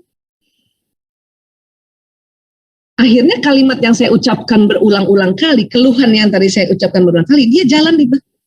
Kemudian dipompa lagi oleh jantung, ya, didorong lagi jantung untuk ke seluruh sel, maka ya sudah. Yang tubuh tadinya baik-baik aja, akhirnya seperti apa yang saya ucapkan. Inilah yang orang sering bilang psikosomatis. Ditambah yang memang misalnya pembuluh darahnya secara genetik sudah kaku, misalnya kan, makanya ada namanya hipertensi ya, atau pembuluh darah yang kaku. Ditambah lagi pankreasnya yang memproduksi insulin kurang, ya, seperti orang-orang diabetes mellitus yang karena genetik itu kan pankreasnya kurang. Itu kan aslinya udah begitu nih, organ-organnya, ditambah psikosomatis, oh itu bahaya banget. Ya, nah ini yang terjadi sebetulnya. Kemudian tadi kita belajar bahwa di otak terjadi listrik, sambungan-sambungan neuron tadi, karena itu kerja listrik itu. Sehingga pikiran-pikiran yang terjadi terbentuk di dalam prefrontal cortex kita ini, pelajaran-pelajaran, nasihat yang banyak terbentuknya, kalau dia ini di positif, maka dia tidak hanya untuk kita saja. Pesan itu bisa dibawa oleh gelombang ya otak ini. Kemana? Ke sekeliling. Sehingga pikiran baik kita ini tidak dirasa oleh diri kita sendiri, tapi sekeliling merasa. Dalam satu kantor, satu ruangan, ya, misalnya ada orang berbaik sangka, itu satu ruangan tuh kerjanya enak. Itu baru satu orang, gimana kalau bisa satu ruangan 3 orang, ya, tiga orangnya berbaik sangka, berupaya berbaik sangka. Walaupun tadi kita sudah tahu emosi kadang turun, siapa yang nggak sedih kalau habis dimarahin suami barangkali, atau anak sakit, tapi dengan cepat istighfar. Dan karena harus pergi kerja, ditinggallah anak itu, tapi karena cepat istighfar, terus ingat bahwa oh Allah yang maha melindungi, Allah yang maha menyembuhkan, kita langsung ya Allah, lindungi anakku, berikan kesembuhan ya Allah, saya terpaksa harus ke kantor ya Allah. Ya, nah itu nih akan pergi nih, walaupun ibunya di kantor, ini pergi kemana ya, ke orang yang kita tuju. Sekeliling juga akan merasa juga bahwa orang ini positif, asik banget. Tapi kalau negatif juga, ini juga akan pergi. Untungnya tadi pikiran-pikiran negatif itu yang dipengaruhi oleh emosi, ya tidak langsung pergi, dia ada waktu tunda dulu. Kalau terus-terusan, nah barulah pergi. Ini juga sebuah karunia, anugerah luar biasa, hal-hal yang negatif Allah kasih kesempatan buat kita untuk kita ya merilisnya atau ya naikkan levelnya. Karena bukan apa-apa, sesuatu yang negatif kadang-kadang itu pentingkan sebagai alarm untuk kita mengantisipasi. Tapi kalau kelamaan di situ bahaya. Dia akan menyebar ke sekeliling dan merusak lagi diri kita. Ya, nah ini baru otak. Kemudian kita bicara perasaan. Ya, di Institute of Harvard mengatakan jantung mempunyai medan elektromagnetik 5.000 kali lebih besar daripada otak. Gelombang otak saja bisa mempengaruhi sekeliling, apalagi jantung, apalagi perasaan. Makanya kalau pikiran dan perasaan ini kita bisa sinergikan, tentunya dengan cara itu tadi, intinya di emosi. Emosi sedang turun, cepat naikkan ke emosi mutmainnah, maka pikiran dan perasaan itu langsung terimbas kan. Maka gelombang yang dari otak dan gelombang dari jantung itu kerjanya luar biasa. memberi pesan ke sekeliling. Ya. Nah, bahkan diukur pakai alat magnetometer ini bisa lebih 3 meter ini. Ya, medan magnet tubuh manusia itu lebih 3 meter. Lebih 3 meter. Ya. Dr. Rolin McCarthy bersama teman-temannya di Institute of Harvard, ini kerjasama UK dan Saudi Arabia ya, dia mengatakan vibrasi gelombang elektromagnetik jantung dapat mengirimkan pesan kepada aktivitas otak dan jantung orang lain. Keren banget ya, Masya Allah ya. Kemudian Dr. Paul Persall dalam bukunya The Heart Codes ini berkata, jantung dapat merasa dan mengingat dan ia mengirimkan getaran untuk berkomunikasi dengan jantung-jantung lain. Kemudian juga jantung juga membantu pengaturan imunitas tubuh. Karena tadi jantung itu kan ada sambungan-sambungan neuronnya juga ya. Dan bahkan jantung ya ada jejas mungkin yang sebelum kita lahir di situ sudah ada ya. Asmaul Husna di situ juga ada kan, bisa begitu ya. Walau alam bisawab. Dan jantung mengirimkan informasi pada setiap detakan ke seluruh tubuh. Itulah makanya dikatakan tadi oleh Nabi, kalau mudghah ini baik maka seluruh jasad baik. Kalau mudghah ini buruk, seluruh jasad buruk. Tadinya kita pikir karena hanya dia memompa darah ke seluruh tubuh. Kalau makanan yang dimakan buruk, tidak halal dan tidak thayyib, maka kacau. Itu juga termasuk, karena makanan ini akan memberikan ya nutrisi pada setiap sel. Tapi ternyata getaran-getarannya juga setiap detakan itu memberikan informasi pada tubuh, ini membawa pesan pikiran tadi atau pesan emosi tadi. Jadi ini pengaruhnya seperti ini. Manusia dapat berkomunikasi dengan yang lain dengan menggunakan jantungnya tanpa mulut bicara. Ini buat saya adalah sesuatu yang berita menggembirakan. Kenapa? Kadang-kadang ada hal-hal yang sekali kita komunikasi lewat verbal. Pada anak-anak yang sudah mulai dewasa, sudah mulai remaja, ngomong pakai verbal jadinya berantem. Mau menginformasikan sesuatu pada suami, kalau pakai verbal, jadinya kadang-kadang di titik emosinya naik turun juga. Akhirnya salah tangkap. Maka ada berita baik, berkomunikasi dengan jantung, itu cepat banget bisa sampai. Ya. Tapi apakah perasaan yang negatif juga bisa sampai ke orang tertentu? Bisa, kalau ditanya bisa. Bisakah? Bisa. Tapi untungnya tadi, yang tadi kita sudah cerita bersama, ada waktu tunda. Rupanya sesuatu yang negatif, perasaan negatif ini terhadap seseorang, ya, dia tidak cepat sampainya. Kenapa? Karena getarannya ada, kita sebutnya getaran incoherent, dia nggak teratur. Makanya dia melencong-melencong, nyampainya belakangan, delay gitu. Misalnya seorang istri kesel banget sama suaminya, ya, itu Allah masih kasih waktu tuh delay tuh kekesalannya untuk sampai ke suaminya.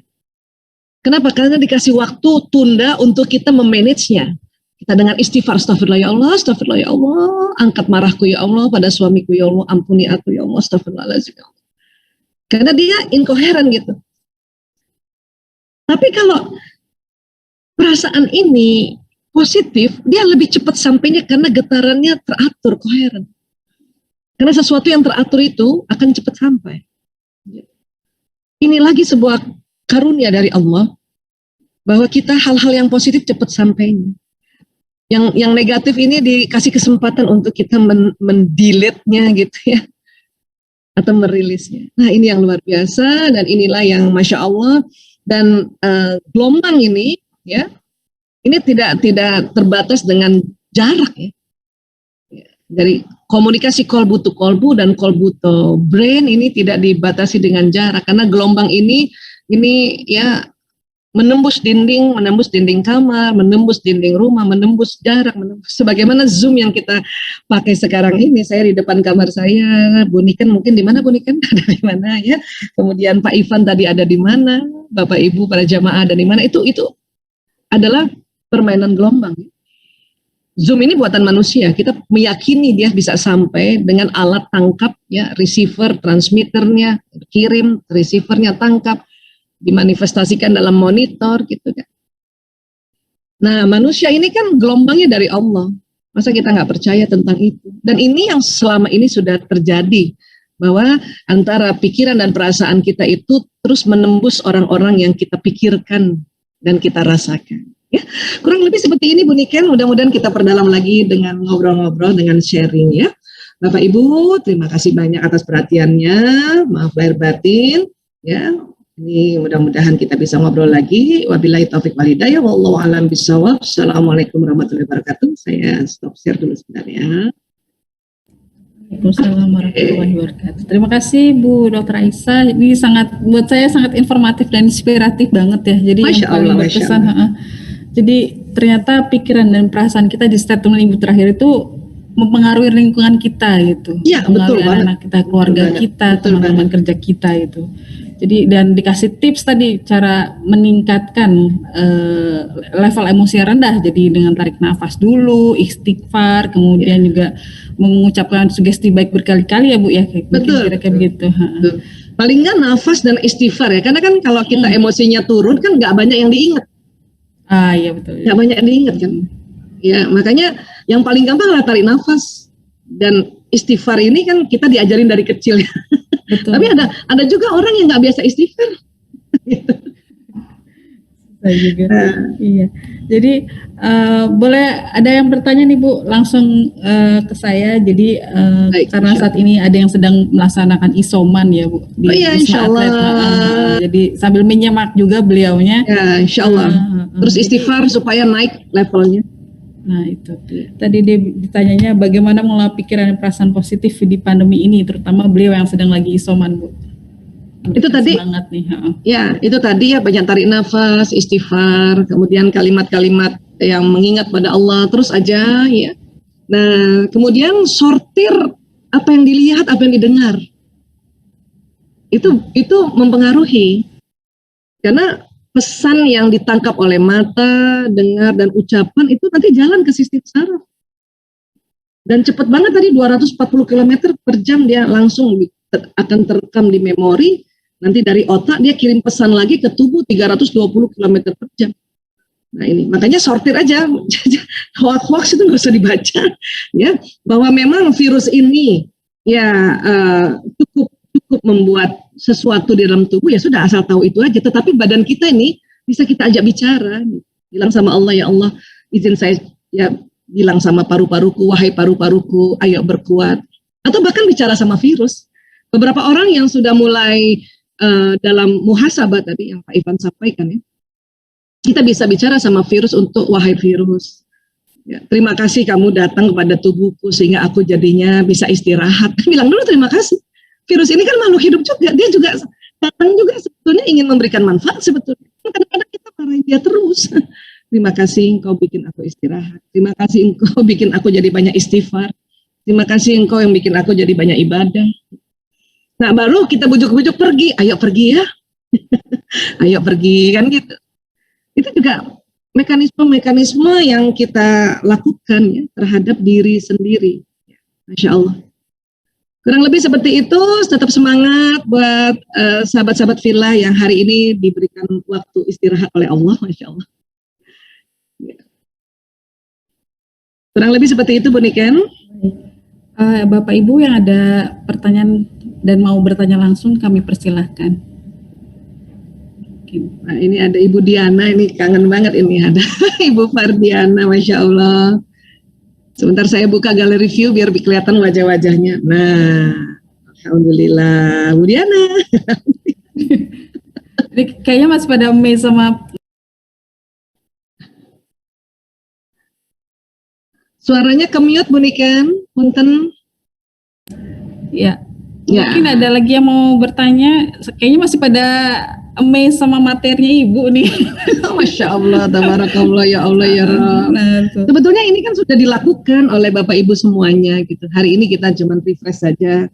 Mudah-mudahan dengan kayak gitu ya, makin kenal level emosi itu paling asik gitu. Karena ini perjuangan setiap saat Bu Niken dan seumur hidup. Pada saat emosi turun, naikkan lagi, turun, naikkan lagi. Tinggal kita harus tahu juga kondisi-kondisi tertentu itu membuat emosi kita mungkin sedih agak panjang dikit. Misalnya kondisi sakit, ya atau ada yang meninggal, keluarga dekat meninggal, itu emosi kita turun ke sedih itu mungkin cukup panjang, makanya diberikan waktu juga untuk naik ke atas gitu. ya istirahatlah, termasuk gitu kan. Ya. Makanya kan ada secara budaya kita ditemani oleh sanak saudara 3 hari, 7 hari, kan itu secara budaya ya. Tapi maknanya di dalam otak emosi itu memang dia butuh waktu untuk move on. Waktu untuk move on. Seperti itu kira-kira. Ya. Baik. Nah, ini ada pertanyaan dari Ibu Rina Hesti terkait dengan positif pikiran. Apakah ini juga bisa diterapkan untuk mindset goal, Bu, untuk capaian kita inginkan? Gitu. Ya, insya Allah.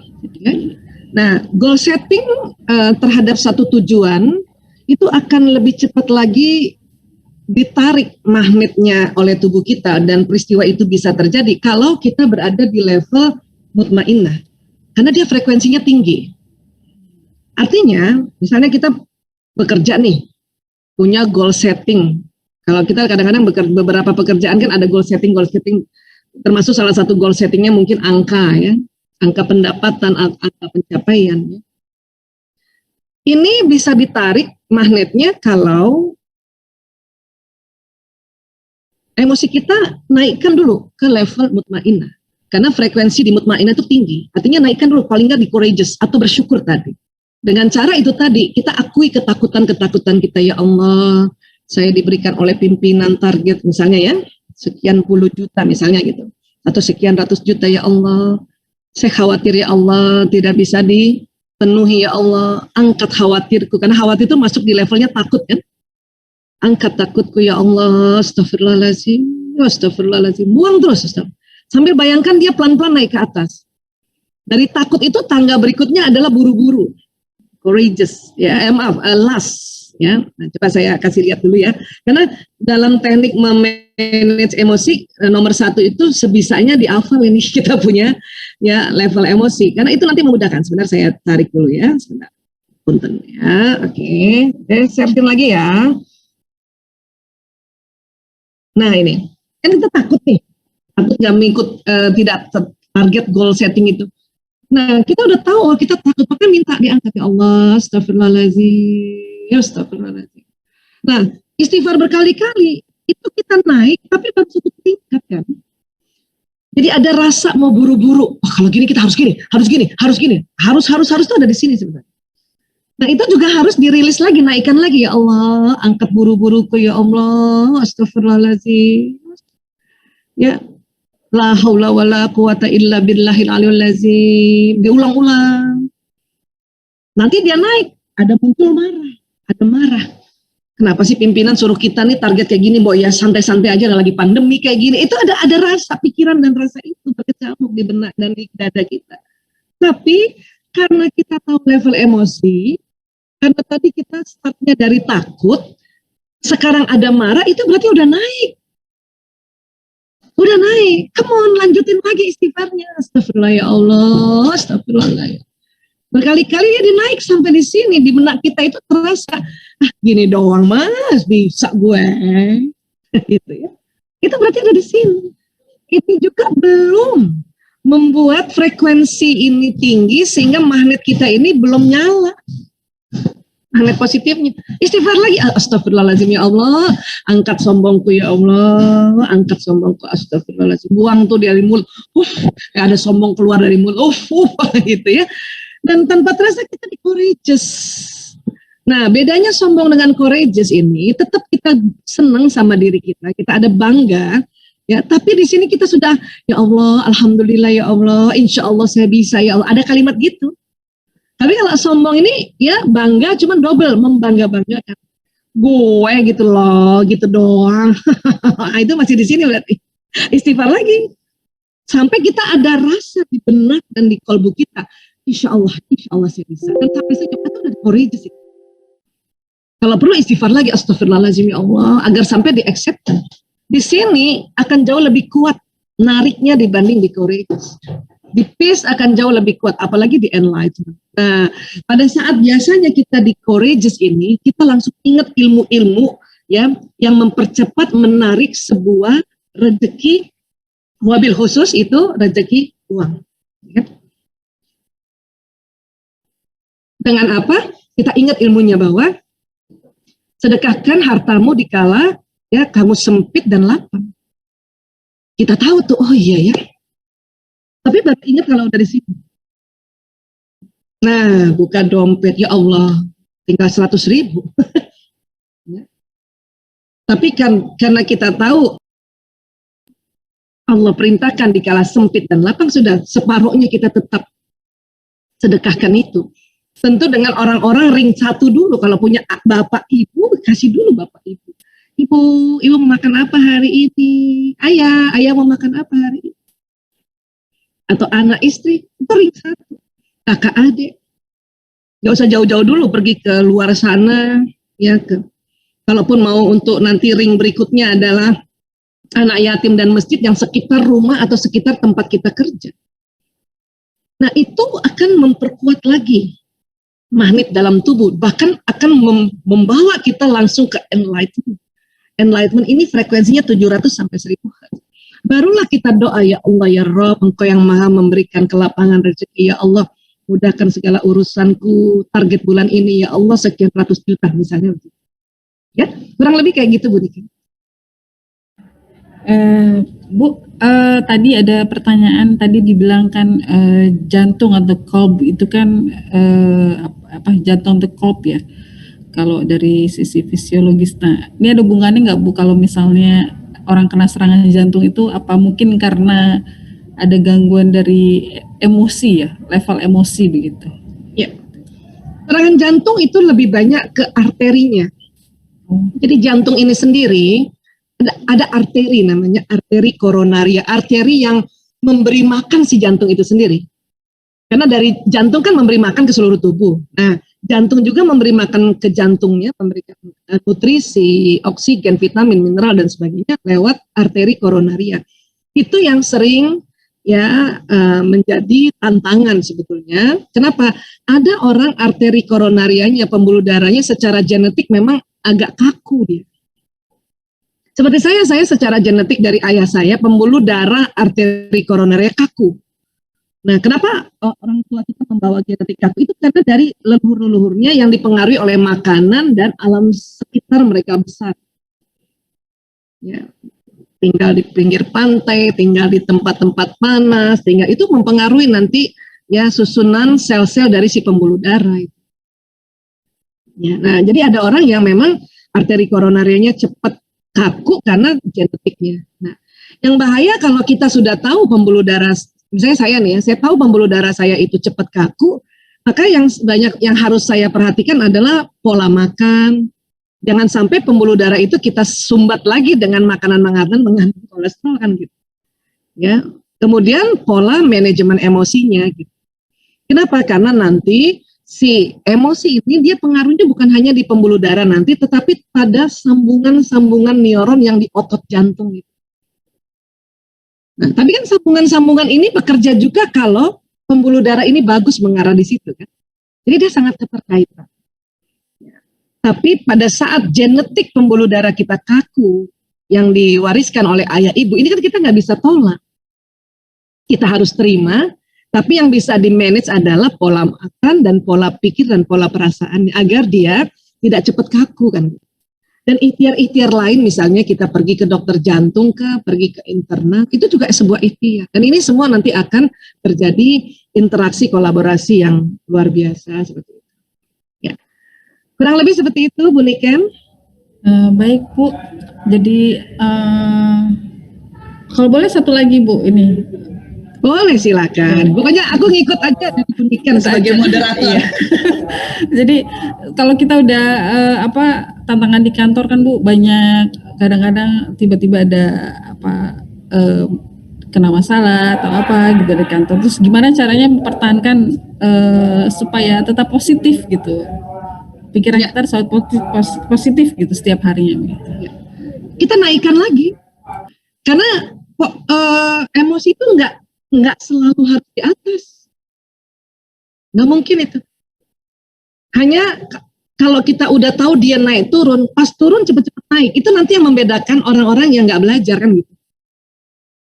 Ya, dia nggak mungkin 24 jam senantiasa di atas. Mungkin turun sedikit beberapa menit karena kita langsung istighfar, naik lagi. Kita langsung bawa di sholat, kita langsung bawa ngaji, langsung kita bawa untuk dilepaskan lewat sedekah, dia naik lagi gitu. Kan turun lagi, naik lagi. Nah, ikhtiar menaikkan level emosi inilah yang Allah catat sebagai ya keistiqomahan kita dalam berikhtiar. Itu yang pertama. Ya, walau alam bisawab, ya, ini analisa saya ya. Kemudian juga Allah mencatat pada saat kamu turun emosimu marah, yang dipanggil siapa? Panggil Allah atau panggil maaf nama-nama binatang. Ada orang pada saat turun level emosinya yang maaf yang disebut nama-nama binatang kan? Maka itu makin terpuruk, dia akan makin jatuh. Makin cilaka makanya istilah. Nah itu juga yang dicatat oleh Allah. Misalnya Bu Niken nih, ya tadi pagi berangkat kerja udah oke, level emosi udah courageous. Sampai kantor pagi masih asik nih. Jam 12 seperempat udah mulai turun. Mungkin kesel. Bukan marah, kesel. Tapi kan levelnya udah turun kan. Kesel karena aduh susah banget sih ngasih tahu orang-orang bla bla bla gitu ya. Nah, tapi kemudian Bu Niken langsung sadar bahwa oh saya lagi turun nih. Terus langsung astagfirullah ya Allah, astagfirullah ya Allah, ya Allah, ya Allah, ya Allah. Nah itu jadi satu amalan ibadah. Karena yang disebut Allah. Punten misalnya nih, maaf ya Bu ya, karena jadi moderator jadi dipinjam namanya. Karena saya juga yang saya lihat Bu Niken soalnya hari ini. Ya, tapi pas Bu Niken mengambil waktu turun terus mengambil keputusan maaf misalnya menyebut-nyebut nama binatang atau marahnya itu langsung dikeluarkan, itu makin turun itu bahaya. Itu juga tercatat jadi amal yang buruk kan gitu. Oh dia pas lagi turun emosinya nggak sebut Allah, dia nggak minta tolong sama Allah. Oke, kata malaikat, gue tulis. Ya, tapi pada saat kita astagfirullahaladzim, makanya diminta istighfar ini menjadi auto, ya auto sebutan. Nah inilah yang disebut teknik-teknik soft skill.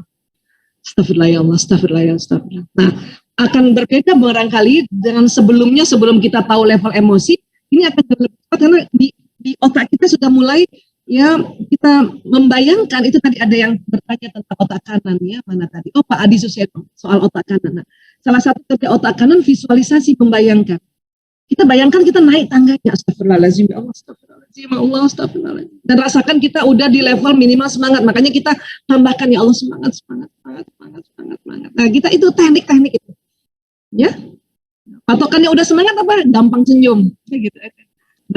Badan ringan mau mengerjakan sesuatu. Nah itu berarti sudah di level mutmainnah, frekuensinya udah tinggi. Itu terus-terusan kerja kita. Nah itulah disebut jihad melawan nafsu itu yaitu, dan ini seumur hidup. Dan di situ fastabiqul khairatnya. Ada orang berlama-lama di emosi negatif, ada orang cepat naik. Nah disitulah ya lomba-lomba dalam kebaikannya, siapa yang cepat-cepat naikkan emosi.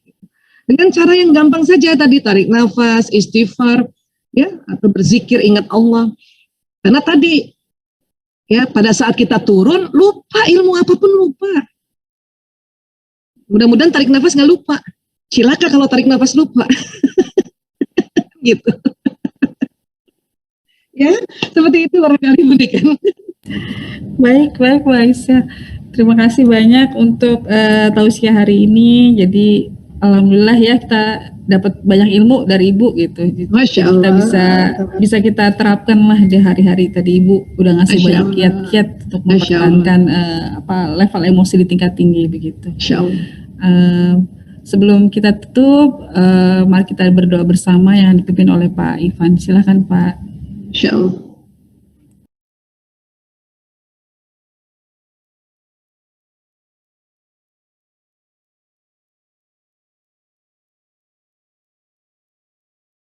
Mungkin host bantu Pak Ivan untuk unmute-kan dulu. Ya, udah. Makasih. Terima kasih Bu Aisyah atas nasihat-nasihatnya, atas informasinya. Mungkin bermanfaat bagi kita dalam menjalani. Jadi terutama masa pandemi ini. Oke, jamaah yang berbahagia, marilah kita tutup pertemuan kita pada siang hari ini dengan doa. A'udzubillahi minasyaitonirrajim. Bismillahirrahmanirrahim. A'udzubillahi minasyaitonirrajim. Bismillahirrahmanirrahim. Allahumma shalli ala Muhammad wa ala ali Muhammad kama shallaita ala Ibrahim wa ala ali Ibrahim fil alamin innaka Hamidum Majid. Alhamdulillahi hamdan syakirin, hamdan naimin, hamdan yuafi ni'amahu wa yukafi'u mazidah. Ya Rabbana lakal hamdu wa lakal syukru kama yanbaghi li jalali wajhikal karimi wa azimi sultanik. Allahumma ighfir lil muslimina wal muslimat wal mu'minina wal mu'minat al ahya'i minhum wal amwat innaka sami'un qaribun mujibud da'wat ya qadiyal hajah.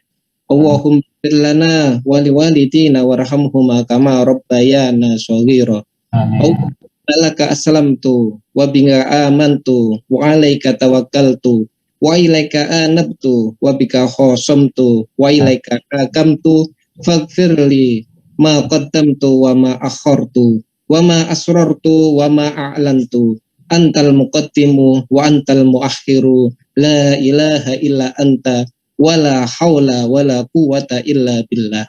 Ya Allah, hanya kepadamulah kami berserah diri, hanya kepadamulah kami beriman, hanya kepadamulah kami bertawakal, hanya kepadamulah kami kembali, hanya denganmulah kami menghadapi musuh, dan hanya kepadamulah kami berhukum. Maka ampunilah kami atas segala dosa yang telah kami lakukan dan yang mungkin akan kami lakukan. Dosa yang kami lakukan sembunyi-sembunyi maupun terang-terangan. Allahumma yang Allah, engkaulah yang maha terdahulu dan engkaulah yang maha terakhir. Tiada Tuhan selain engkau dan tiada daya, upaya dan kekuatan kecuali dengan pertolongan Allah. Allahumma inna nas'aluka imanan daiman wa nas'aluka qalban khashian wa nas'aluka ilman nafi'an wa nas'aluka yaqinan shadiqa wa nas'aluka amalan sholiha wa nas'aluka dinan qayyima wa nas'aluka al-afwa wal afiyah wa nas'aluka tamamal afiyah wa nas'aluka syukra 'alal afiyah wa nas'aluka al-ghina 'anil nas. Ya Allah, ya Tuhan kami mohon kepadamu diberikan iman yang langgeng, dan kami kepadamu diberikan hati yang khusyuk, dan kami mohon kepadamu diberikan ilmu yang bermanfaat, dan kami mohon ditetapkannya keyakinan yang benar, dan kami mohon dapat melaksanakan amal yang soleh, dan mohon tetap dalam agamamu, dan kami mohon diberikan kebaikan yang melimpah-limpah, dan kami mohon memperoleh ampunan dan kesehatan, dan kami mohon kesehatan yang sempurna, dan kami mohon mensyukuri atas kesehatan kami, dan kami mohon kecukupan. Allahumma rabbana taqabbal minna salatana wa siyamana wa qiyamana wa takhassu'ana wa tadarru'ana wa ta'abbudana wa tammim taqsirana ya Allah ya Allah ya Allah ya arhamar rahimin. Ya Allah, ya Tuhan kami, terimalah salat kami, puasa kami, rukuk kami, khusyuk kami, sujud kami, sedekah kami, infak kami, zakat kami, dan pengabdian kami, dan sempurnakanlah apa yang kami lakukan selama sholat. Ya Allah, yang Zat yang maha pengasih dan penyayang. Rabbana atina fid dunya hasanah wa fil akhirati hasanah wa qina adzabannar. Subhanaka wa bihamdika asyhadu an la ilaha illa anta astaghfiruka wa atubu ilaik. Wassalamualaikum warahmatullahi wabarakatuh. Waalaikumsalam warahmatullahi wabarakatuh. Terima kasih Bu, terima kasih para hadirin semua atas kehadirannya.